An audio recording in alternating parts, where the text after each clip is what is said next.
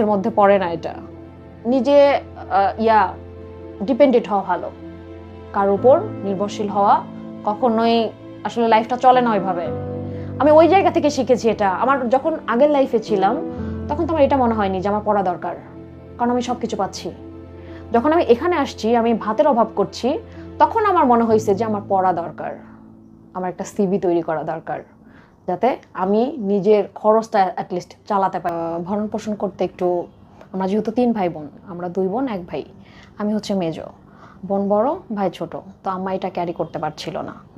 দেন আমার বড় আন্টি যেটা আছে, ওনার আবার বাচ্চা হতো না, তো এই জন্য আমি ফ্যামিলিকেও বলতে পারতেছিলাম না, ইভেন আমার শ্বশুর শাশুড়িকেও বলতে পারতেছিলাম না যে অ্যাকচুয়ালি ও এই কাজগুলো করতেছে। তো আমি নিজে নিজে খুব কান্না করতাম তখন। তো ওই সময় দেখা যেতেছে যে ও এর সাথে কানেক্টেড, ওর সাথে কানেক্টেড, বাট ওই বিষয়গুলো আমি নিতে পারতেছিলাম না। আমি খুবই কান্নাকাটি করতাম। ইভেন আমরা যখন এই যে হাজব্যান্ড ওয়াইফ থাকি, কারোর সাথে অ্যাফেয়ারে জড়ায়, এই জিনিসটা তখন আমাকে খুব মারধর করতো। ইভেন হাতে যেটা পেতো সেটাই। যেমন এই যে আমার এই যে কাটার দাগ, এগুলো কিন্তু কয়েলের স্ট্যান্ড দিয়ে কাটা, মানে এমনি নর্মালি ভাবে কাটিনি।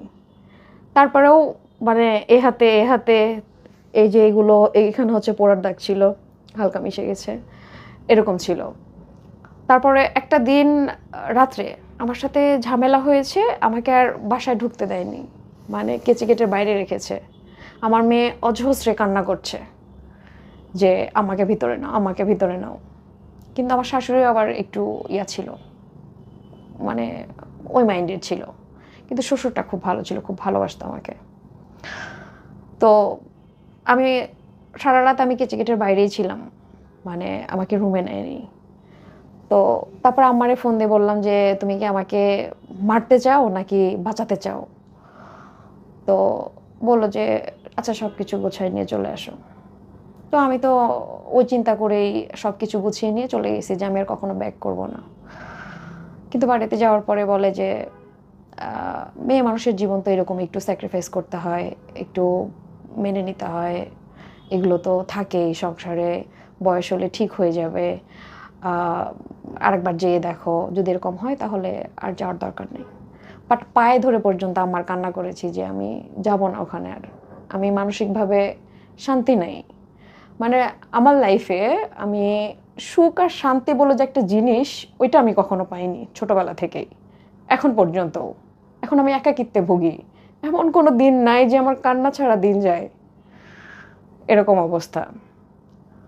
তো ওই মারপিট করে বাসায় পাঠালো, তারপর বাসা থেকে আবার বলতেছে চলে যাও। হ্যাঁ, তখন আমার মনে হলো যে অ্যাকচুয়ালি বাসায় বললে আমার এটার সলিউশন কখনোই করবে না, কারণ আমাকে কিছু করতে হবে। তো তখন আমি হচ্ছে ওই যে ব্যাপারটা বললাম যে আমার সাথে ঘুমাতো না, গেস্ট রুমে ঘুমাতো, টিভির সাউন্ডটা দিয়ে তার সাথে কথা বলতো। এটা জাস্ট আমি বাইরে থেকে কান দিয়ে শোনার পরে বুঝলাম এরকম। তো একটা মেয়ের সাথে অনেক রাতের কথা বললে তার একটা উত্তেজনা কাজ করে, দেন ওই মোমেন্টে ও আমার কাছে আসে, স্বাভাবিক অবস্থায় না। তো তখন 2-4 দিন আমি এটা দেখার পরে আমি আর ওটা মেনে নিব না। তো আমি বলতেছি যে যে এটা তোমাকে তুলে দিয়েছে, তুমি তাকে দিয়ে এটা ক্লিন করাও, বাট আমি না। তো এটা নিয়ে আর কি 2 মাস প্রচুর ঝগড়াঝাটি ঝামেলা এগুলো চলছে। তারপরে আমাদের বেড আলাদা, মানে আলাদা আলাদা ঘুমাতাম, এরকম ব্যাপার ছিল। ইভেন আমার শ্বশুরও ছিল এরকম, মানে আমার শাশুড়ির সাথে ঝগড়া করে 1 বছর এক বেডে ঘুমাতো না। মানে এটা আমি কি বলবো যে ওই ফ্যামিলিটা ছিল মানে একটু অন্যরকম, ডিফারেন্ট, মানে আমার দেখা চোখে যে অ্যাকচুয়ালি মানুষ এরকম করতে পারে যে ওয়াইফের সাথে ঝগড়া করে, মানে একদম কথাবার্তা অফ, তার সাথে হচ্ছে যোগাযোগ বন্ধ, বেড আলাদা, রুম আলাদা। এটা আমার শ্বশুরকে দেখেছি এই কাজগুলো করতো, ইভেন এও সেম। বাট সে বিয়ে করেছে, আমাদের 3 তলা হচ্ছে বাড়ি ছিল, আমরা 3 তলায় থাকতাম, 2nd ফ্লোর ভাড়া দেওয়া ছিল, নিচতলা ভাড়া দেওয়া ছিল। তো 2nd ফ্লোর একজন ভাড়া ছিল, ওই বাসায় আবার একটা মেয়ে আসতো, ওই ওনার হচ্ছে ফুপি হয়, মানে ওনার ভাস্তি আসতো, ওর সাথে হচ্ছে আবার কানেক্টেড, মানে আমার হাজব্যান্ড। ওকে। তো যখন যেটা নিয়ে আসতো, মানে আমার বাসায় আসতো না, ওর বাসাতে ছিল 2nd ফ্লোরে, আমার বাসাতে ছিল 3rd ফ্লোরে, ওই বাসায় চলে যেত, কিন্তু আমার বাসায় আসতো না জিনিসগুলা, কোনো খাবার হোক বা যে কোনো জিনিস হোক, এরকম ছিল। বাট আমার মেয়ে এতটাই হচ্ছে বাবা বাবা করে, কিন্তু মেয়ের প্রতি ওই ইয়াটা নেই, যে আমার ছেলেদের মেয়েদের প্রতি আমার যেটা ফিল, যে পুরো পৃথিবী মিলে আমার সন্তান, যেটা আমার অবলম্বন, এরকম আমার যেটা ফিল সেটা ওদের মধ্যে কাজ করে না। ইভেন আমার মেয়ে হয়েছে বলে ওরা মানে এটা নিতে পারতেছে না, যে বাসার সবার ছেলে ওর কেন মেয়ে হয়েছে। ইভেন আমার শাশুড়ি কোলে পর্যন্ত নিত না। আমি ওকে রান্নাঘরে হচ্ছে সাইডে ফ্লোরে এক সাইডে কিছু দিয়ে কাঁথা পেরে শুয়ে দেন আমি কাটাকাটি করে রান্না করতাম, মানে এরকম করেছি। টিউবওয়েল ছিল নিচতলায়, আমি এক কোলে আমার মেয়েকে নিয়ে আর এক কোলে কলসি করে হাতে করে আমি উপরে উঠেছি, মানে এরকম ছিল লাইফ। আর আমার শাশুড়ি একটা সময় সকালবেলা মানে ফজরের আজান দেওয়ার থেকে শুরু করে রাত 10টা পর্যন্ত সারাটা দিন আমাকে বকতো। মানে একটা মানুষকে কত বলা যায়। তো আমার শ্বশুর বলতো যে তুমি ওকে বলো, বাট আমার শুনে হচ্ছে এরকম লাগে, তাহলে তুমি ওকে বলতেছো ওর কিরকম লাগতেছে, তুমি এটা ফিল করতে পারো, তুমি তো একটু মেয়ে মানুষ। মানে তার খুব জেদ ছিল যে আমি এত বছর ধরে সংসার করছি, বাট আমার কাছে কিছু নাই, বাড়ির চাবি কাঠি সব কিছু, টাকা পয়সা আমার হাতে। মানে শ্বশুর আমাকে ট্রাস্ট করতো, সেক্ষেত্রে সে আমার কাছে এগুলো রাখতো। তো এটা নিয়ে ওনার কমপ্লেন ছিল, ইভেন আমাকে নিয়ে থানায়ও কমপ্লেন করেছে আমার শ্বশুরকে নিয়ে, যে আমার শ্বশুরের সাথে নাকি আমার অ্যাফেয়ার আছে। এটা মানে আস্তাগফিরুল্লাহ। তো সেই ক্ষেত্রে হচ্ছে পুলিশও চলে আসছে বাসায়। সিরিয়াসলি? পুলিশও চলে আসছে। তো ছেলের বউ শ্বশুর হ্যাঁ প্রেম নিয়ে থানায় অভিযোগ কমপ্লেন করেছে, মানে এটা জাস্ট নেওয়ার মতো না। পুলিশ আসছে বাসায়? পুলিশ আসছে বাসায়। তারপর ও বাসা যেহেতু হাজি ফ্যামিলি ছিল, আমার লাইফ স্টাইলটা ছিল অন্যরকম। আমি সব সময় হচ্ছে লং জামা পরতাম, সব সময় মাথায় হিজাব করতাম, 5 ওয়াক্ত নামাজ পড়তাম। তো নামাজ না পড়লে হাতে ভাত খেত না। তো সেই ক্ষেত্রে আমার ওইখানে থেকে আমি ওই রকম হয়ে গিয়েছিলাম। তো এখন পুলিশ বলতেছে যে আপনার চেম্বার তো আমাদের নিচে। তো যেহেতু আমার শ্বশুরও ডক্টর, আমার হাজব্যান্ডও ডক্টর ছিল, দুজন একসাথেই বসতো। তো বলতেছে যে আপনার ইয়াকে ডাকেন, ছেলের বউকে ডাকেন। তো আমার শ্বশুর বলতেছে যে আমার ছেলে বউ কারোর সামনে আসে না। তো বলতেছে আরে বাবা ডাকেন না, আমরা তো কাজের জন্যই আসছি। তো একটা কাজের লোক সবসময় কাজ করতো 12 মাস বাসায়, তো ওকে দিয়ে পাঠাইছে। তো আমি আবার মানে হিজাব করে আসছি। আসার পরে মানে পুলিশটা দেখে আমাকে দেখে অবাক, যে ছোট্ট একটা মেয়ে, যে হচ্ছে ওনার মেয়ে, সেখানে আপনি কথাটা কি করে বলতে পারলেন। ইভেন ওখানে যে রোগীরা ছিল তারা বলতেছে যে আমাদের কোথাও যদি আঘাত লাগে সেটা যদি তাকে বের করে দেখাতে চাই, সে দেখতে চায় না, বলে শরীর দেখাতে হবে না, জাস্ট মুখে বলেন। মানে আমার শ্বশুর এটা বলে, আর তার এগেনস্টে আপনি এই কথাটা কি করে বলতে পারলেন। তো পুলিশ দেখে হতবাক যে এই বাচ্চা মেয়ের বিষয়ে আপনি কি করে কথাটা বলতে পারলেন। তো তখন বলতেছে যে আমার কাছে কিছু নাই, সব কিছু ওর কাছে, তাহলে কি করে এটা। তো এখন পুলিশ এটা বললো যে এটা হচ্ছে কেউ কাউকে দেয় না, এটা অর্জন করে নিতে হয়।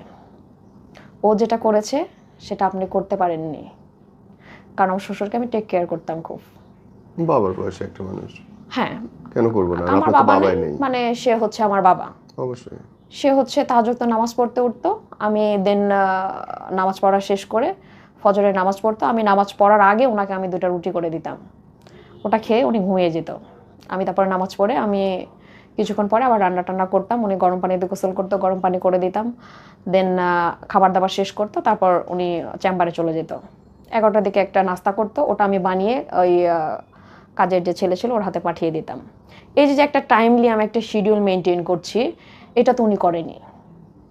আপনি তো বাপ পাননি কোনোদিন আদর করার জন্য। না, আমি তো বাবা পাইনি। ওকে, এই সংসার থেকে বের হলেন কেমন করে? এই সংসার থেকে বের হয়েছে এই যে অ্যাকচুয়ালি সম্পত্তির ভাগ সবাইকে দেওয়া যায়, হাজবেন্ডের ভাগ কাউকে দেওয়া যায় না, এটা জাস্ট নেওয়ার মতো না। তো সেক্ষেত্রে আমার মনে হয়েছে এখানে পড়ে থেকে আমার লাইফটা আমার এভাবে যাবে না, কারণ আমার আহামরি অনেক কোনো বয়স হয়নি যে আমার ছেলে মেয়ে বড় হয়ে গেছে বা আমার একটা এজ হয়েছে আমি হচ্ছে কাটাই দিই। তখন আমার হচ্ছে একজনের সাথে যোগাযোগ হয়, বাট সে আমাকে আগে থেকেই পছন্দ করতো। বাট তাকে আমি আমার বিষয়গুলো বলি যে এরকম এরকম, তো বলতেছে আচ্ছা ঠিক আছে সমস্যা নেই, আমি তোমাকে আগে যেরকম মনে করতাম আনম্যারিড এখনও সেটাই মনে করি। মানে অ্যাকচুয়ালি যে আপনিও পুরুষ মানুষ, বাট পুরুষ মানুষের যে কথাগুলা কি ধরনের হয় এটা জাস্ট ওর কাছ থেকে না দেখলে আমি এটা বুঝতাম না। মানে এমনভাবে আমাকে কথাগুলো বলেছে যে মনে হয় পৃথিবীর সব শান্তির সুখ আমি ওর কাছে পাবো। তো দিনের মধ্যে 24 ঘন্টার মধ্যে দেখা যাইতেছে যে আমরা 12 ঘন্টা শুধু ফোনে কথা বলেছি। তো একদিন যদি কথা না বলতাম মাইন্ডটা মানে পাগলের মতো একটা ফিল দিত যে কি যেন একটা নাই কি যেন একটা নাই, এরকম একটা কাজ করতো। দেন তখন ও আমাকে বলতেছে যে আমি বললাম যে আমাকে নিয়ে যাও তাহলে। তো বলতেছে যে তোমাকে নিব, আমি তো এখন কিছু করি না, তো আমাকে কিছু টাকা দাও, তাহলে আমি করি, ইনভেস্ট করি, বিজনেস স্টার্ট করি, দেন তোমাকে নিয়ে আসি। তো আমি চিন্তা করেছি ও যেহেতু আমাকে নিয়েই সংসার করবে তাহলে আমাদের জন্যই তো এটা চিন্তা করছে। আমি যেহেতু তাকে মন থেকে ভালোবাসি সেই জায়গা থেকে আমি এটা ফিল করতে পারছি। তো আমি বললাম যে তাহলে তুমি আমার গয়না নিতে পারো, বাট আমার গয়না আছে। তো বলতেছে ওটা তো তোমার লাস্ট সম্বল। মানে সে তখন এটা বোঝাতে চেয়েছে যে ফার্স্ট টাইমে তুমি মানিটা দাও, দেন যদি পরে লাগে তাহলে ওটা কাজে লাগাবো। বাট তখন আমি এটা বুঝতে পারিনি। তখন আমি ওকে 4 লাখ টাকা সেন্ড করি। তো 4 লাখ টাকা নেওয়ার পরে 3 মাস পরে ও হচ্ছে আমাকে নেয়। মানে এখানে আমার ডিভোর্স হয়নি, আমি চলে গেছি ওখানে। যাওয়ার পরে আমি 2 দিন পরে ডিভোর্স লেটার হচ্ছে পাঠিয়ে দিই ওকে। মানে আমি আবার আমার সেকেন্ড হাজব্যান্ডের হচ্ছে ভাইয়ের বাসায় উঠেছি। ওর বাসা হচ্ছে রাজশাহীতে, ওরা ওখানে বাড়ি করেছে আর কি। তো সেক্ষেত্রে তাদেরও কোনো কমপ্লেন নেই যে তুমি একজন বিবাহিত মেয়েকে কেন বিয়ে করেছো, তার 4 বছরের একটা বাচ্চা আছে, কারণ তারাও দেখেছে টাকা, আমার কাছে যেটা মনে হয়েছে। তো আমি এসে দেখি ব্যাংকে 2.5 লাখ টাকা পড়ে আছে। তো আমার তো প্রশ্ন জাগবেই, আমি তো তোমাকে বিজনেস করার জন্য দিয়েছি, তো টাকাটা কি করেছো, এটা কি আমার কোশ্চেন আসবে না? তো এটা আমার বলাটা অপরাধ হয়ে গেছে। মানে আমি যেদিন ফার্স্ট দিন আসছি সেকেন্ড দিন থেকে আমার সাথে ঝামেলা। মানে তুমি আজকে এসে ছাড়তে পারলাম না, তুমি কালকে থেকে টাকার হিসাব চাচ্ছ, টাকাটা তুমি আমাকে দিয়ে দিয়েছো, এটা তো আমি তোমাকে কৈফিয়ত দিব না। মানে ব্যাপারটা এরকম। তো তখন ওখানে আমরা ওর ভাইয়ের বাসা 2.5 মাস স্টে করি, বাট ওদের খাবার দাবার আমি খেতে পারতাম না। মানে আমি যেহেতু ওই ফ্যামিলি থেকে আসছি এটা পারতাম না, তো ম্যাক্সিমাম সময় আমি বাইরে খেতাম। তো এটা থেকে বলতেছে যে তুমি আমাদেরকে মাসে 7,000 টাকা পে করো, এখানে থাকো। কিন্তু রাজশাহী শহরে হচ্ছে ওই 15 সালে মানে 2,500 টাকায় 2 রুমের বাসা পাওয়া যায়। সেখানে আমি 8,000 টাকাতে ওনার বাসায় কেন থাকবো, প্রশ্নই আসে না। ওখানে আমার কোনো স্বাধীনতা নেই। ও থাকবে কারণ টাকাটা তো ওর যাচ্ছে না, টাকাটা তো আমার। তো আমি আবার স্টেট কার্ড কথা বলতে পছন্দ করি। তা আমি বললাম যে ভাইয়া আমি হচ্ছে 8,000 টাকা দিয়ে আপনার বাসায় খাবো না, আমি বাসা ভাড়া নিয়ে থাকবো। সেটা আমি যদি 2-3 বেলার কাছে 2 বেলা খেতে হয় আমি সেটাও খাবো, তারপর আমার একটা স্বস্তি থাকবে যে আমি নিজের বাসায় আছি। অবশ্যই। তো তখন আমাকে কিছু বলেনি, ওকে ডেকে নিয়ে বলেছে কি যে তোমার বউ তো মুখের উপরে সব বলে দেয়। তো আমি ওনাকে উনি আবার বলতেছে যে তোমার টাকা আমার হচ্ছে বুদ্ধি, মানে বিজনেস করবে 50-50। তা আমি বললাম যে টাকার যে পুরনিটা আছে না ওইটাই যে কলজার কাছে, তো বুদ্ধি আর টাকা কখনো এক হয় না। কারণ সলিউশন রাস্তার লোকও দিতে পারে, সাজেশন রাস্তার লোকও দিতে পারে। একজন রিক্সা চালকের যদি উঠি আমি রিক্সায়, আমি যদি বলি মামা জ্বর আসছে, সে আমাকে বলবে মামা বাসায় যে নাপা খেয়ে নেন, সেও কিন্তু আমাকে সাজেস্ট করছে। বাট ওটার সাথে এটা কখনোই কম্পেয়ার করা যাবে না, টাকার হিসাবটা অন্যরকম। টাকা ও যেহেতু ইনকাম করেনি, ও জানে না টাকার মর্মটা কি। তো আমি যেহেতু ইনকাম করি, আমি 2 টাকা খরচ করতে গেলে আমি হিসাব করি যে এখানে আমি এটা করছি, বা আমি মাস গেলে একটা অ্যামাউন্ট পাই। আমার আগে থেকেই হিসাব করা থাকে যে এটা আমি এখানে দেবো, এটা আমি এখানে দেবো, এখানে এটা দেওয়ার পরে যেটা থাকবে এটা দিয়ে আমি মাসটা চালিয়ে দেবো। এরকম আমার একটা হিসাব থাকে, বা আমার একটা ডায়েরি আছে, আমি লিখে রাখি কত টাকা আমি কোথায় ব্যয় করলাম। আমি মানে এরকম, কিন্তু ও সেরকম না। ও আমাকে কোনোদিন বলতে পারবে না আমাকে একটা জামা কিনে দিয়েছে, বাট আমাকে একটা স্নো কিনে দিয়েছে। আমি যদি বলতাম যে আমাকে একটা স্নো কিনে দাও, আমাকে বলতো কি আমি তো স্নোওয়ালা মেয়েকে বিয়ে করি নাই, স্নোওয়ালা মেয়ে বিয়ে করলে আমি তো কালো মেয়ে বিয়ে করতাম। মানে এই ধরনের কথা বলে এড়ায় যেত। আর মাঝে মধ্যে ঝগড়া লাগলে আমার সাথে কি করতো, বাসা ছেড়ে চলে যেত। কিন্তু আপনি একটা বেকার ছেলেকেই কেন বিয়ে করলেন? একটা ভালো মানে অন্তত খাওয়া পড়া থাকার তো টেনশন ছিল না, সেখান থেকে আপনি এখানেই কেন চলে আসলেন? অ্যাকচুয়ালি ওই যে কথার মায়া, আমি ওইটা ভুলতে পারিনি। মানে ও যে কেয়ারিংয়ের যে কথাগুলো বলেছে, ভালোবাসার যে কথাগুলো বলেছে, ওই জিনিসগুলো আমি হচ্ছে জাস্ট এখনও আমার মাথার মধ্যে আছে, আমি ভুলতে পারিনি। ওকে, তারপরে আপনারা ব্যবসা শুরু করলেন। তারপরে ও হচ্ছে মেডিসিনের বিজনেস স্টার্ট করে। তখন আমাকে বলতেছে যে মেডিসিন বিজনেস যেহেতু স্টার্ট করেছি, আমার একটা বাইক লাগবে। তো আমি যেহেতু তোমাকে টাকা দিতে পেরেছি, আমি তোমাকে একটা বাইকও কিনে দিতে পারি। বাট আমি ঘুমায় আছি, আমাকে বলেনি, কার্ডটা নিয়ে যা, টাকা তুলে নিয়েছে, নিয়ে বাইক কিনে নিয়ে আসছে। আমার এতটাই কষ্ট লাগছে যে অ্যাটলিস্ট আমাকে বলতে পারতাম, আমি নিজে উৎসাহ নিয়ে যে কিনে দিতাম। তো আমি যেহেতু তখন সাইলেন্ট মোডে ছিলাম, আমাকে বলতেছে যে তোমাকে ব্যাংকে এই টাকাটা তুলে দিব অ্যাকাউন্ট করে। বাট 6 মাসের মধ্যে ব্যাংকের বারান্দায়ও পা দেয়নি। তো আমার সাথে টুকিটাকি ঝগড়া লাগে, আমাকে রেখে চলে যায়। 1 মাস 1.5 মাস আসে না। কই থেকে? ভাইয়ের বাসায়, বোনের বাসায়। কিন্তু তাদেরকে যখন আমি নক করি, তারা বলে যে আমার বাসায় আসেনি। ওকে। তো তখন আমার সিচুয়েশনটা কি, আমার তো তখন টাকা নাই, আমি চলবো কি করে? তখন ওই যে আমার আম্মাকে ফোন দিতে হইতো, আম্মা টাকা দিত, কিন্তু আমাকে এই যে এতগুলা কথা শোনাতো, কথা শুনিয়ে আমাকে কান্না করাতো, কান্না করিয়ে দেন ওই টাকাটা দিত। তখন ওই খাবারটা আমার গলা দিয়ে নামতো না, যে কথা শুনে কারো খাবার সেটা আমি খাচ্ছি, মানে এরকম ছিল ব্যাপার। বাবা মার সাথে আমার এরকম কোনো বন্ডিং নাই, আমার ভাই বোনের সাথে। জাস্ট অনেক দিন বোন তো কখনো ফোনই করে না, মাঝে মধ্যে মা ফোন দেয়, কেমন আছো, কি অবস্থা, এই তো। এই সংসারে বাচ্চা হয়েছে আপনার একটা? আমার একটা ছেলে। কতদিন পরে হয়েছে? এটা হয়েছে আমার এখানে আসার আবার 4 মাস পরে আমি কনসিভ করি। মানে 2 মাস পরে আমি একবার কনসিভ করেছিলাম। বাচ্চা সে চায় না, বলতেছে যে আমি বাচ্চা চাই না। তো সে আমাকে নিজে ডক্টরের কাছে নিয়ে গেছে। যাওয়ার পরে ডক্টরের কাছে চেক আপ করালো, করানোর পরে বলতেছে যে আমি বাচ্চা চাই না। পরে সে অনুযায়ী উনি মেডিসিন লিখে দিল, দেওয়ার পরে ওটা আমাদের অ্যাবর্শন করানো হলো।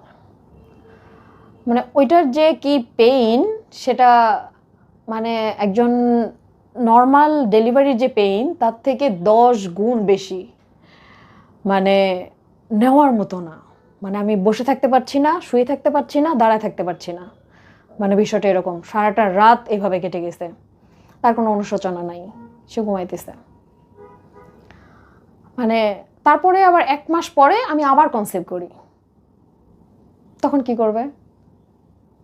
তখন বলে যে আচ্ছা ঠিক আছে, এটা থাক তাহলে। এই জন্য আমার ছেলেটা। বাট আমার সাথে তখন কি সে ব্যবসা করতো? তখন মেডিসিনের ব্যবসা করতো। মেডিসিন বাচ্চা হওয়ার পরে তাহলে ঝামেলাটা শুরু হলো কখন? ঝামেলাটা শুরু হয়েছে আমাদের ও একটা কাজ না সবসময় লং টাইম করতে পারে না। আচ্ছা। এটা হচ্ছে ওর একটা রোগ, সেটা হচ্ছে ADHD, যেটা আমরা সাধারণত বুঝি হচ্ছে অমনোযোগী অস্থিরতা, যেটা কাজ করে, কোনো কাজে মনোযোগ বসে না। তো ও এটা করতে পারে না, জব নিয়েছে অনেক, সর্বোচ্চ হাইস্ট 6 মাস, এরপরে ছেড়ে দেয়। আচ্ছা। আর প্রচন্ড পরিমাণে অলস, মানে ঘুম থেকে ওঠে দুপুর 3টায়।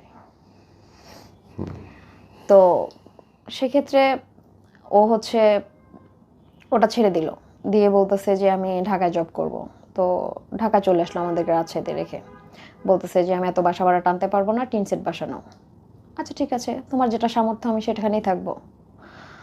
তো আমাকে টিন সেট একটা বাসা নিয়ে দিল, নিয়ে ও ঢাকায় চলে আসলো।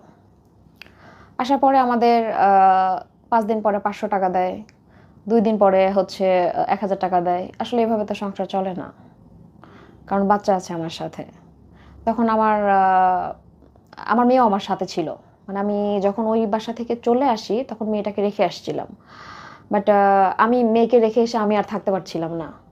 মানে আমার নারী ছিঁড়া ধন আমি রেখে এসছি, মানে কতটা ভালোবাসার টানে এর কাছে আসছি, এটা যদি সে না বোঝে তাহলে তো মানে এত বড় স্যাক্রিফাইস করাটা, এটা না বোঝাটা আমার কাছে মনে হয় যে মনুষ্যত্বর বোধের মধ্যে পড়ে না এটা। তো আমি যখন তাদের কাছে চাইলাম আমার মেয়েকে, দিবে না। তো আমি কোর্টে হচ্ছে কেস করি, করার পরে আমি 6 মাস পরে আমার মেয়েকে নিয়ে আসি। নিয়ে আসার পরে আমার সাথে আর কথা বলছে না, আমার মেয়েকে নিয়ে আসছি দেখে। তো তারপরে আস্তে আস্তে ঠিক হয়ে গেছে, কিন্তু আমার মেয়ের কোনো খরচ দিত না। আমার মেয়ের খরচ আমার মা প্রত্যেক মাসে ওর হচ্ছে স্কুলের বেতন, প্রাইভেটের বেতন এগুলো কভার করতো। ওখান থেকে আম্মা আবার যে টাকা দিত ওইটা থেকে আবার আমারও কিছু কেনা হয়ে যেত। তো ওর একটা পয়সা আমাদের পিছনে খরচ করতে হয়নি, সব কিছু আমরা। তো তারপরে চিন্তা করলো যে আমি আর মেডিসিনে বিজনেস করব না, তুমি বাড়িতে চলে যাও। তো বাড়িতে যাব, ওদের বাড়িতে তো ঘর নাই, আমি থাকবো কোথায়? তাই বললো যে তাহলে একটা ঘর দাও। তো বলতেছে যে ঘর দেওয়ার মতো অ্যাবিলিটি আমার কাছে নাই। তো আবার বলতেছে, তখন আবার বলতেছে তোমার গয়না বিক্রি করে দাও, মানে টাকা তো শেষ, এবার আছে গয়না, এখন তুমি এটা বিক্রি করে দাও। তো আমি যেগুলো অ্যাজ ইউজুয়াল সবসময় ইউজ করি, যে লকেট, চেন, 4-5টা আংটি, এগুলো আমি যেগুলো ব্যবহার করি এগুলো আমার কাছ থেকে নিয়ে নিল, নিয়ে বিক্রি করে দিল। দেওয়ার পরে 1 লাখ টাকা হচ্ছে ব্যাংকে থেকেও তুলে দেওয়া হলো। সেটা দিয়ে আমাদের বাসায় ছোটোখাটো একটা ঘর দেওয়া হলো। দেওয়ার পরে আমাদেরকে ওখানে রেখে ও ঢাকা চলে আসলো। আসার পরে আমরা ওখানেই ছিলাম। আমি যখন ফোন দিয়ে বলতাম যে বাসায় চাউল নাই, ও আর 5 দিন ফোন ধরতো না। মানে আমি বাচ্চা নিয়ে কী খাবো, মানে এরকম একটা অবস্থা ছিল। তখন আম্মাকে ফোন দিতাম যে আম্মা এরকম অবস্থা, আম্মা তোমাকে অনেক কথা শোনাইতো। স্বাভাবিক। এটা স্বাভাবিক যে আমি তোমাকে আগেই বলেছিলাম এরকম ছেলেকে বিয়ে করো না, যে তোমাকে খাওয়াতে পারবে না, পড়াতে পারবে না, তুমি কেন গেছো? তো এত কথা শুনিয়ে তারপরে আমার ভাইকে দিয়ে বাজার দিয়ে পাঠিয়ে দিত। তারপরে আমার ভাসুরের ছেলে আছে, একটু মাথায় প্রবলেম আছে, তো বাসায় ম্যাক্সিমাম সময় মারামারি করে। তো একদিন আবার ওর সামনে দাঁড়ায় আছে, বাট আমাকে মেরেছে। তো এটা দেখে আমাদেরকে আর কি ঢাকায় নিয়ে আসে করোনার মধ্যে ওর একটা জব হয়। তো যখন করোনা স্টার্ট হয়, যেদিন থেকে হচ্ছে করে দেয়, সব কিছু বন্ধ করে দেয়, লকডাউন করে দেয়, তো সেদিনও বাসায় গেছে একদম পুরো খালি হাতে, মানে একটা টাকাও নিয়ে যায়নি। তখন কি করবে? তখন বাসা থেকে 1 বস্তা চাউল দিল, তারপরে মাছ, মাংস, 10,000 টাকা, তেল, ডাউল, যা যা লাগে সব কিছু দিল। মানে আমার আমার বাবা নাই, যেহেতু আম্মা থাকতো নানার বাড়িতে, তো নানার বাড়ির অবস্থা খুবই ভালো। তো সবাইকেই প্রত্যেকে এতে কোনো কিছু হলে, কোথাও কিছু হচ্ছে, সেটা আমাদের ফ্যামিলি থেকে দেখে এরকম। তো এই বাসায় গেল এবং আপনি আবার শেষের দিকে আসেন, এই হাজবেন্ডের সঙ্গে ঝামেলাটা কোত্থেকে শুরু হলো? এটা হলো ঢাকায় আসার পরে। ওকে। ঢাকা যখন আসলাম, ঢাকায় আসার পরে একটা রুম নিল ভাড়া। নেওয়ার পরে ওর একটা চাচা ছিল এখানে, মানে আমার মামা শ্বশুরের নাতি, মানে সেম এজ, বর্নিং ভালো, বাট উনি এবার একটু ক্রিটিক্যাল টাইপের, মানে কারো ভালো দেখতে পারে না। তো আমি কোথাও বাইরে গেলে এটা যদি দেখতো, দেখার পরে এসে ওকে বলতো কি যে কি ব্যাপার, তুমি বউকে সময় দিতে পারো না, বউ একা একাই ঘুরে বেড়ায়। জিনিসটা মানে ও মানুষের কথা শুনতো বেশি, ওইটা নিয়ে এসে বাসা ঝামেলা করতো। এসে বলতো যে তোমার বউ এত দামি দামি ড্রেস কই পায়। তো আমি ফিজিক্যালি ওনাকে বোঝানোর চেষ্টা করতাম, আলমারি খুলে দেখাতাম যে তো কোনটা আমার দামি ড্রেস আছে। আমি যদি 500 টাকার ড্রেস পরি, সেটা যদি তার কাছে 2,000 টাকা মনে হয়, প্রবলেমটা তার, আমার না। আর তুমি আমাকে এইভাবে কিনে দিয়েছো কখনো? তো বিষয়গুলো এরকম ছিল। লাস্ট মোমেন্টে এসে একটা ঘটনা ঘটলো, একটা জাস্ট ব্লুটুথ, যেটা আমি কিনেছি 1400 টাকা দিয়ে। তখন আমি কি করতাম, যেহেতু আমাদের সংসারে খুব অভাব ছিল, এমনও দিন গেছে আমি 2-3 দিন না খেয়ে থেকেছি, চাউল কিনে নিই, সিরিয়াসলি রুটি খেয়ে থেকেছি। কিন্তু তারপর আমার কোনো কমপ্লেন ছিল না, যে আচ্ছা ঠিক আছে। অন্য কোনো মেয়ে হলে আমার মনে হয় যে অভাবের জন্যে কোনো নারী কখনো সংসার ত্যাগ করে না, তার আচরণের জন্যে যায়, আমি যেটা ফিল করি। কারণ আমি কোথা থেকে আসছি, সেখান থেকে এসে আমি না খাওয়ার ইয়াতে ভুগতেছি। তো এই কথাগুলো আমি সাইলেন্ট মোডে থেকে যেতাম। বাট বাড়িওয়ালা এক সময় ওকে বলতেছে আপনার বাসায় চাউল থাকে না, সেটাও কিন্তু আমরা জানি, বাট আপনি কখনো বলেন না। বললাম আমার ঘরের কথা তো বাইরে বলার দরকার নেই। জাস্ট ওই ব্লুটুথটা কিনেছিলাম আমি মিরপুর 10 শাহালি থেকে। তো আমার একটা ফ্রেন্ড ছিল সাথে, আমার অনেকগুলো ফ্রেন্ড আছে ঢাকায় যারা আমরা ছোটোবেলা থেকেই পড়াশোনা করেছি। তো ওকে আবার সাথে নিয়ে ওখানে গেছি, যাওয়ার পরে ব্লুটুথটা আমি নিয়েছি।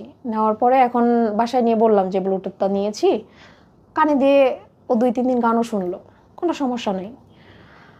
বাট ওর আবার ওয়াইফ হচ্ছে, মানে আমার ছেলে যে স্কুলে পড়ে ওই চাচার ছেলেটাও সেম একই স্কুলে পড়ে। তো আমি যখন নিয়ে যাই ওই চাচিটা ওনার ছেলেকে নিয়ে যায়, তো একসাথেই বসা হয়। ব্যাংকে গেলে ওনার সাথে যাওয়া হয়, বাজারে গেলে ওনার সাথে যাওয়া হয়, যে কোনো জায়গায় বাচ্চাকে স্কুলে ঢুকাই দিয়ে কাজগুলো করা হয়। সবসময় কিন্তু উনি সাথেই থাকে। বাট আমার ব্লুটুথটা দেখে বলতেছে এটা তো অনেক সুন্দর, একটু কানে নিয়ে দেখি। বলে যে দেখেন। ওটা দেখার পরে বাসা যে বলতেছে যে ওর বউ একটা ব্লুটুথ কিনেছে অনেক সুন্দর। তো বলতেছে যে ও সাথে গিয়েছিল, তো বলতেছে না ওনার এক ফ্রেন্ড গিয়েছিল সাথে। মানে এই যে আমার ফ্রেন্ড এটাকে ইস্যু করে একটা বড় তৈরি করে নিল। মানে এই কথাটা বলেছে হচ্ছে একজনকে, সে আবার আমার হাজবেন্ডের ক্লোজ, সে আবার বলেছে আমার হাজবেন্ডকে। মানে কথা যখন একজনের কাছ থেকে আরেকজনের কাছে যায়, ডে বাই ডে ওটা কিন্তু বাড়তে থাকে, বদল হয়ে যায়। তো এটা নিয়ে আমি তো অলওয়েজ ফোন করে যাচ্ছি, ফোনটা রিসিভ করছে না, রাত 1টা বেজে গেছে। তো বাসায় এসে আমার সাথে তুমুল পরিমাণে ঝগড়া যে এটা কে কিনে দিয়েছে, আমার বয়ফ্রেন্ড কিনে দিয়েছে। মানে সেও কিন্তু আমার বাসায় গিয়েছে, মানে যাকে নিয়ে আমি হচ্ছে ব্লুটুথটা কিনতে গেছি। বাট আমার বড় তার সাথে বসে খেয়েছে, বাইরে তাকে খাইয়েছে, তার সাথে বসে হচ্ছে চা খেয়েছে, তার জানে সে কেমন। কিন্তু তাকে নিয়ে এরকম নেগেটিভ চিন্তা ভাবনা করতে পারে, এটা আসলে আমার মাইন্ডে ছিল না, মানে কাজ করতেছিল না। তখন আমাকে বলতেছে যে আমি আর তোমাদেরকে রাখতে পারছি না, তোমাদেরকে আর কিভাবে বোঝালে তোমরা চলে যাবা, আমি তোমাদের দায়িত্ব আর নিতে পারছি না। কারণ এই যে প্রতিদিন আমার ছেলে ওর ওই যে একটা কথা আছে না, আমি ওকে বলি যে তুমি তোমার ছেলের ফিলটা কেন করো না জানো, তুমি আসছিলে আমার কাছে কি জন্যে, তোমার চাহিদাটা মেটানোর জন্যে। বাট আমি তো ওকে 10 মাস গর্ভে ধারণ করেছি, দেন ওকে আমি কোলে পিঠে করে মানুষ করেছি। আমার যে কষ্টটা হয়েছে, আমি যে পেইনটা পেয়েছি সেটা তো তুমি পাওনি, তোমার জাস্ট মজা পেয়েছো, তুমি চলে গেছো, এই জন্য বাবার ফিলটা তুমি বুঝতে পারো না। এখনো আমার ছেলে বাবার জন্য কিন্তু অস্থির, সে কখনো খবর নেয় না। কালকেও আমার ছেলে তো আবাসিকে থাকে, তো আমার ছেলেকে যখন হচ্ছে গেলাম ওখানে, বলতেছে যে দাও একটু বাবাকে ফোন দিয়ে দাও। ফোন দিয়ে দিলাম, বাট রিসিভ করলো না। পরে ভয়েস দিয়েছে যে বাবা আসসালামু আলাইকুম, কেমন আছো তুমি। তো মান্থলি একটা অ্যামাউন্ট দেওয়ার কথা আমার ছেলেকে, সেটাও দেয় না। তো আমার ছেলে ওটাও বললো যে তুমি বাবা হিসেবে কি দায়িত্ব পালন করো আমার। তো আমার ছেলে তো এখন যথেষ্ট বড় হয়েছে। কত বছর বয়স? আমার ছেলের বয়স 8 বছর। আর মেয়ের বয়স 14 বছর। ওই যে ঝগড়াটা হলো তারপরে আলাদা হয়ে যায়? তারপরে ও আমাকে বলতেছে যে তোমরা না গেলে আমি সুসাইড করব। হাস্যকর। এই যে বোন, এরকম দুইটা ঘটনা ঘটলো, দুই দুনিয়ার ঘটনা, একদম অপোজিট। একটা খাঁচায় বন্দি হয়ে রাখলেন, আর একটা জায়গায় আপনি এসে কমপ্লিট ইউজড হইলেন। মানে আমাকে রাস্তায় নামিয়ে দিল, রাজপ্রাসাদ থেকে রাস্তায়। এই জিনিসটা আম্মা মেনে নিতে পারে না দেখে আমার সাথে ওইভাবে কথা বলে না, যে কোথায় ছিলি, কোথায় নামাই দিয়ে গেছে আজকে তুই রাস্তায়। ইভেন এখন মানুষকে বলে কি আমি নাকি 6টা 7টা বিয়ে করেছি, মানে তার সাথে ডিভোর্স হওয়ার পরে। যে প্রাক্তন কোনোদিন সত্যি বা ভালো বলে না, প্রাক্তন মিথ্যে কথাই বলে, এটাই নিয়ম। বলে যে ও হচ্ছে প্রভাবশালী দেখে বিয়ে করে, দেন তার কাছ থেকে 5 লাখ 7 লাখ টাকা নেয় বা 20 লাখ টাকা নেয়, দেন ছেড়ে দিয়ে আবার অন্য একজনকে বিয়ে করে। দেন রিসেন্টলি আবার বলতেছে যে আমি নাকি একটা হিন্দু ছেলেকে বিয়ে করেছি। মানে আমার আম্মা রাস্তায় বের হতে পারে না, মানে এটা এলাকাতে বলে, আমি এলাকাতে যাই না। মানে আম্মা আমাকে ফোন দিয়ে বলতেছে যে তুই নাকি একটা হিন্দু ছেলেকে বিয়ে করছিস, সেটা তোর ফুপি এসে বলে গেল আমাকে। মানে এই কথাগুলো তারাও রাস্তাঘাটে চলাফেরা করতে পারছে না, মানে বিষয়গুলো এতটা টক্সিক করে ফেলেছে। সমাজের বিষয়ে। আর মানুষের চিন্তাধারা, আমরা যে 15 সেকেন্ডের একটা রিলস করি, এটা থেকে তো জাজ করা যায় না যে আমার লাইফ স্টাইল কেমন বা আমি কি। মানুষের এখানে কমেন্ট করে যে সব কিছু ঠিক আছে, বাট এত টাকা কোথায় পাও? তো আমার অ্যান্সার থাকে যে মানুষ তো টাকার গাছ লাগায়, বাট আমি টাকার বাগান করেছি। সুইট। বোন, এই আপনার স্টোরি থেকে মানুষ যদি শেখে, কি শিখতে পারে বলেন তো? এখান থেকে আমার মনে হয় যে ফার্স্ট অফ অল হচ্ছে ছেলেদেরকে আমি মূলত ট্রাস্ট করি না, কারণ তাদের সর্বপ্রথম কথা থাকে যে বিশ্বাস করো আমি সব ছেলেদের মতো না। এটা হচ্ছে ফার্স্ট কথা থাকে। দেন আমি তোমাকে যতটা ভালোবাসি, মনে হয় পৃথিবীর কেউ এতটা ভালো তোমাকে বাসতে পারবে না। কিন্তু এখানে আমার মনে হয়েছে যে মানুষ হচ্ছে দুইটা সাইডটা দেখে। একটা হচ্ছে আমার বিয়ে হয়েছে, আমার বেবি আছে, বাট সে আনম্যারিড। সে হচ্ছে টাকার দিকটাকে তার ফোকাস ছিল, মানে আমার দিকে না। আমার টাকা শেষ, তারপর কিন্তু আমার ইয়াটা শেষ হয়ে গেছে, আমার যে তার কাছে প্রায়োরিটিটা ছিল সেটা শেষ হয়ে গেছে। তো ওখান থেকে বোঝা যায় যে অ্যাকচুয়ালি সে কোন মাইন্ডের। তো ছেলে মানুষ, কিছু কিছু মেয়ে মানুষ আছে যে হচ্ছে ছেলেদেরকে দিয়ে মানে সব খরচ করায়, বাট আমি একমাত্র ব্যক্তি ছিলাম যে হচ্ছে ওর এভরিথিং খরচ বেয়ার করতাম।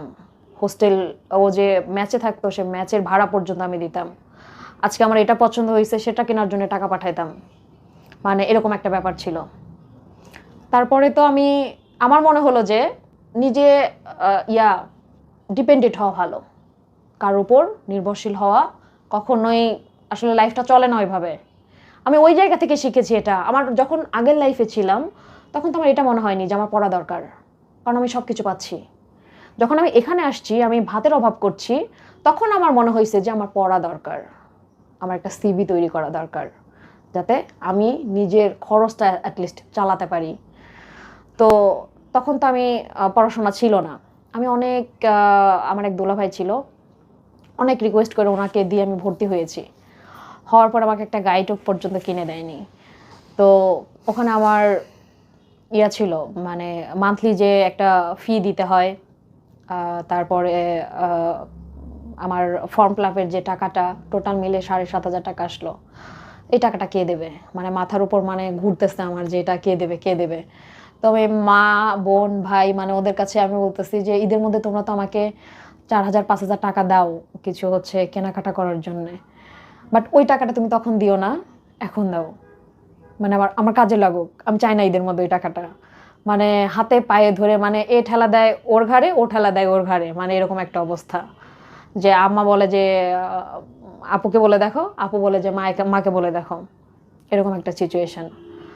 পরে আমার ভাই আবার কলেজ থেকে হচ্ছে পেয়েছে, বৃত্তি পেয়েছে, সেখান থেকে ও একটা অ্যামাউন্ট পায়। তো বলতেছে যে এত টেনশন নিস না, আমি 25 দিচ্ছি, 2500, আর বাদ বাকিটা ওদের কাছ থেকে বলে টলে করে দিচ্ছি। তো জাস্ট ওইভাবে ওরা ম্যানেজ করে দিয়ে ওটা ফিল আপ করে দিল। দেওয়ার পরে আমি হচ্ছে কি করলাম, পরীক্ষার 3 দিন আগে আমাকে 1,000 টাকা সারতেছে যে নাও এটা। তা আমি ওই টাকাটা নিয়ে নিই। আমি বললাম যে তুমি 1,000 টাকা দিয়ে বলবা যে সারা জীবন যে ওর পড়ার পিছনে অবদান ছিল আমার, আমি ওই শব্দটা নিতে চাই না। পরে আমি পরীক্ষার 3 দিন আগে বাসায় যাই। যাওয়ার পরে আমার গাইড ছিল না, পাশের বাসায় একজন নিউটন ছিল। ওনার কাছ থেকে আমি যেদিন যে সাবজেক্টটা পরীক্ষা ছিল আমি সেইটা নিয়ে এসে পড়ে পড়ে তাকে ফেরত দিয়ে আসতাম। মানে আমাকে বলতেছিল তখন যে আমি সারা বছর পরে আমি বি গ্রেড পেয়েছি, তুমি একটা করে সাবজেক্ট পড়ে একদিন করে পড়ে তুমি এক্সামতে তুমি মনে করো পাশ করবা? বললাম দেখা যাক না।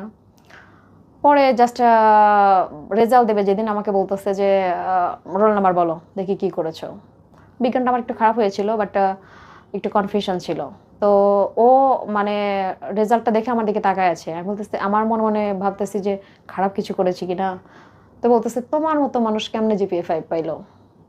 মানে আমি তখন মানে এতটা খুশি লাগছিল যে আমি পেরেছি, যে যুদ্ধ করে আমি পেরেছি, যে আলহামদুলিল্লাহ।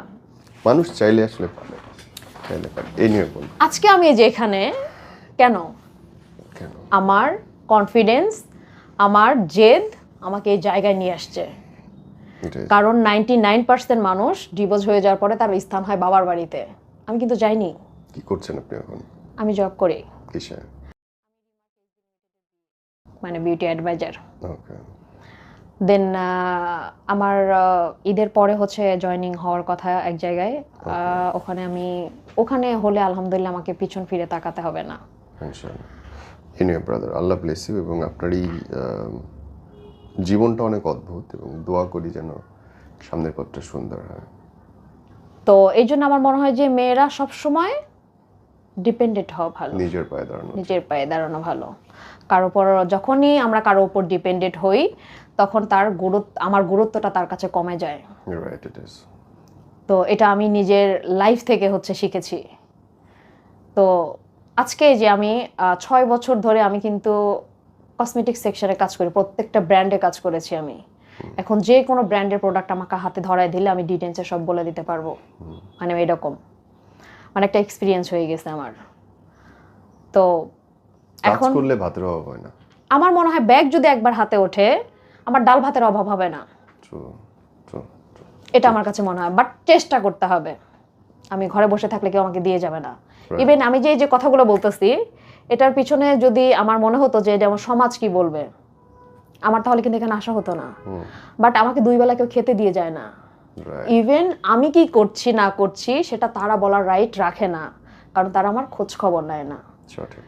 সেই ক্ষেত্রে লাইফটা আমার, কাজটা আমার, আগাবো কি করে আমি, আমার ছেলেকে মানুষ করব কি করে আমি, সেটা হচ্ছে আমার লক্ষ্য। আমি চাই যে আমি একটা লেভেলে পৌঁছাই ইনশাআল্লাহ।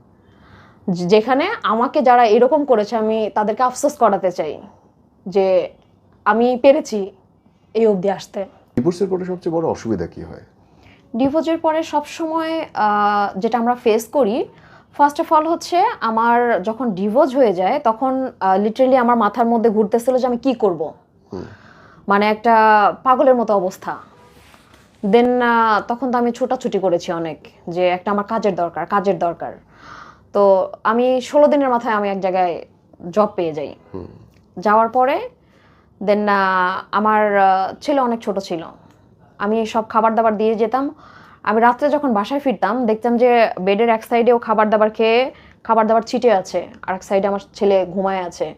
ওইটা দেখে আমি আগে বসে আধা ঘন্টা কান্না করতাম যে অ্যাকচুয়ালি বস্তির মানুষজন, ওরাও তো মানুষ, বাট আমরা তাদেরকে ছোট করছি না, বাট লেভেলটা ওইরকম যে আমি তাকে রেখে যাচ্ছি ওইভাবে, সব ভাত ছিটায় আছে এক সাইডে, ও অন্য সাইডে মানে শুয়ে আছে ঘুমায়, লাইট দেওয়া ফ্যান দেওয়া, রাত 10টা বাজে। ওই জিনিসটা আমি নিতে পারতাম না, আমি আধা ঘন্টা বসে কান্না করতাম। কান্না করার পরে আমি ওকে কোলে করে জড়ায় ধরে কান্না করার পরে আমি ওইগুলো ক্লিন করে দেন আবার ওকে শোয়াইতাম। সকাল আবার 8টায় ডিউটি থাকতো, ঘুমাইয়ে থাকতো, আমি আবার চলে যেতাম। মানে এরকম করে অনেক কান্নাকাটি করেছে। এখন আস্তে আস্তে ও এরকম হয়ে গেছিল, আমার ছুটির দিনে যদি বলতাম যে বাবা চলো বাইরে ঘুরতে নিয়ে যাই, যাবে না, আমি বাসা থাকবো, তুমি যাও, মানে একঘেয়েমি হয়ে গেছিল। আর আপনার জীবন? আর আমার জীবন তো আমি প্রতিদিন, মানে এমন কোনো দিন নাই যে একটা বিষণ্ণতা, একাকিত্ব যে ফিলটা, সেটা মানে কুড়ে কুড়ে খায় ভিতর থেকে, যেটা আমি কাউকে বলতে পারি না যে আমার ভেতরটায় হচ্ছে কি। বা আমি, কেউ যদি জিজ্ঞেস করে আমি কান্না করছি, কারোর সামনে আমি কান্না করছি, বা আমার ফ্রেন্ড আছে তাকে আমি আবেগে তাকে জড়ায় ধরে প্রচণ্ড কান্না করছি, সে বলে যে কেন কান্না করছো, বাট ওই ভাষাটা আমার নাই যে বোঝানোর ভাষা। আমার ভেতরটা কি হচ্ছে, ক্ষতটা কি, ওইটা আমি বোঝাতে পারিনি তাদেরকে।